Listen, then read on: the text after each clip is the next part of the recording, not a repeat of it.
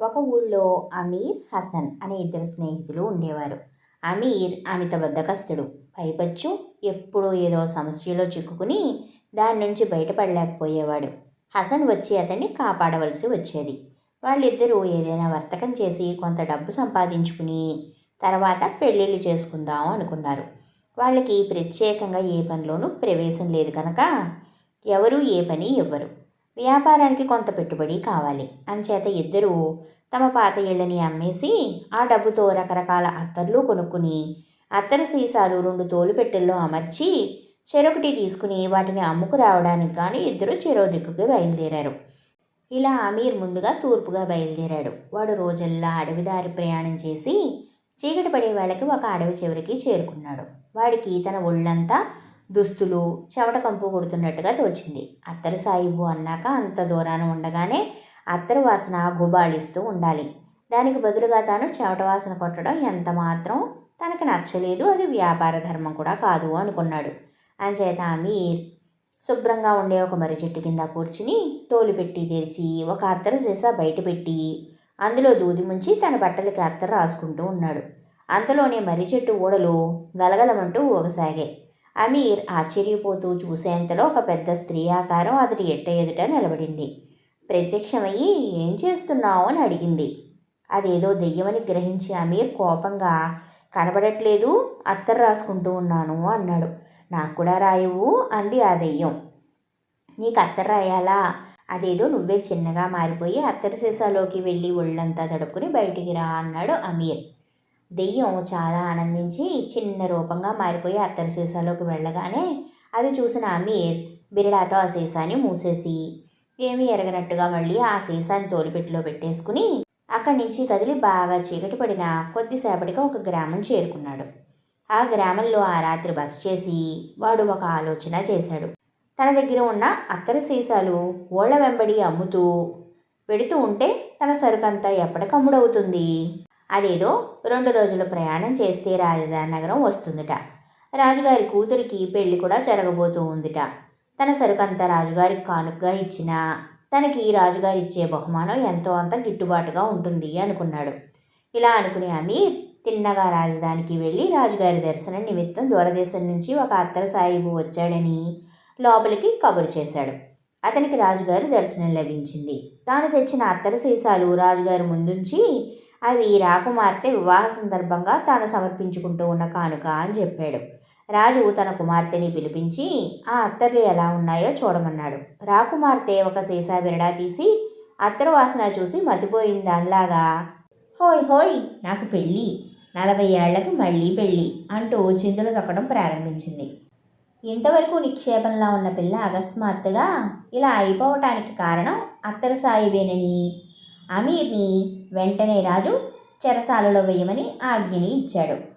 అతని భటులు ఆ ఉత్తర్వు ప్రకారమే అతన్ని చెరసాలలో వేశారు. ఖైదులో ఉండగా అమీర్ జరిగిందంతా కాస్త ఆలోచించుకొని అర్థం చేసుకున్నాడు.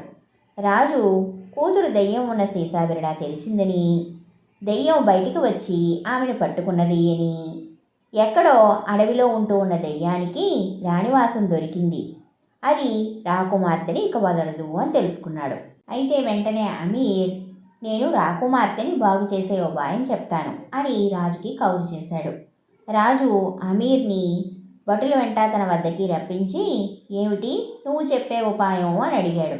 మహారాజా, అమ్మాయి గారిని పట్టింది ఒక దెయ్యం. నేను అడవి నుంచి వస్తూ ఉంటే అది నా వెంట పడింది. దాన్ని చూసి అది నన్ను తినేస్తుందేమో అనే భయంతో ఒక సీసాలో బంధించాను.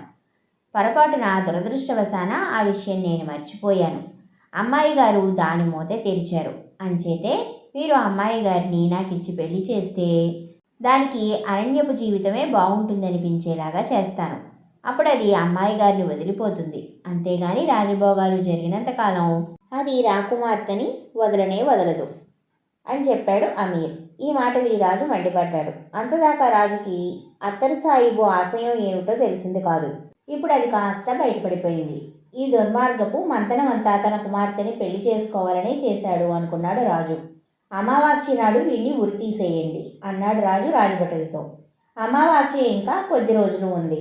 అమీర్ రాజభటుల్ని బ్రతిమలాడుకుని తన స్నేహితుడు అయిన హసన్కి కబురు చేశాడు. కబురు అందుతూనే హసన్ రెక్కలు కట్టుకుని వచ్చి అమీర్ గొంతు మీదకి వచ్చిన సమస్య ఏమిటో పూర్తిగా అర్థం చేసుకున్నాడు. అతను తిన్నగా రాజు దగ్గరికి వెళ్ళి రాకుమార్తెని పట్టిన దయ్యాన్ని తాను వదలగొడతాను అన్నాడు. ఆమెని నీకిచ్చి పెళ్లి చేయమంటావా ఏమిటి అని రాజు వెటకారంగా అడిగాడు. అవసరం లేదు, కానీ నేను రాకుమార్తె సమక్షంలో ఏం మాట్లాడినా ఎవరూ నాకు అడ్డు చెప్పకూడదు, ఎదురు మాట్లాడకూడదు. ముందు నాకు మనిషి ఎత్తు గాజు జాడి మూతతో సహా కావాలి, తెప్పించండి అన్నాడు హసన్. రాజు వెంటనే అలాంటి జాడి తెప్పించాడు. హసన్ దాన్ని రాకుమార్తె ఉంటూ ఉన్న భవనంలోకి నలుగురు మనుషుల చేత పట్టించి తీసుకువెళ్ళాడు.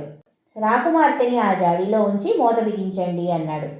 వెంటనే రాకుమార్తె ఆ జాడీని చూసి కెవ్వున అరిచి విరుచుకు పడిపోయింది. తనకి మళ్ళీ బందికాన సంప్రాప్తం కాబోతుంది అని భయపడి దెయ్యం ఆమెని అక్కడే వదిలి పారిపోయింది. తిరిగి రాకుమార్తెకి ఒళ్ళు తెలిసేసరికి ఆమె మామూలు మనిషి అయిపోయి ఉంది. రాజు పొందిన ఆనందం అంతా ఇంతా కాదు. ఆయన హసన్కి గొప్ప బహుమానం ఇయ్యటమే కాక అతని కోరిక పైన అమీర్ని కూడా ఖైదు నుంచి వదిలిపెట్టాడు. అతనికి కూడా ఒక చిన్న సత్కారం చేశాడు. తర్వాత స్నేహితులిద్దరూ కూడా బ్రతుకు జీవుడా అనుకుని తమ గ్రామానికి తిరిగి వచ్చి తర్వాతి కాలంలో అమీర్ బుద్ధిగా వర్తకం చేసుకుని పెళ్ళిళ్ళు చేసుకుని రాజుగారు ఇచ్చిన డబ్బుతో సుఖంగా జీవనం వెళ్ళబుచ్చారు. కథ కంచికి మనం ఇంటికి. చిన్న కథ, చాలా సరదాగా ఉంది కదా. ఈ కథ మీకు కూడా నచ్చింది అనుకుంటున్నాను. మా కథని తప్పనిసరిగా లైక్ చేసి షేర్ చేసి కామెంట్ చేయండి. మీరు కనుక ఇదే మొదటిసారిగా మా ఆనాటి చందమామ కథల ఛానల్ చూస్తూ ఉన్నట్లయితే మా ఛానల్ సబ్స్క్రైబ్ చేసుకుని పక్కనే ఉన్న బెల్ ఐకాన్ యాక్టివేట్ చేసుకోండి. ఈ రోజుకి కథ కంచికి మనం ఇంటికి. మనం తిరిగి మరొక మంచి సరదా అయిన చందమామ కథతో మళ్ళీ కలుసుకుందాం.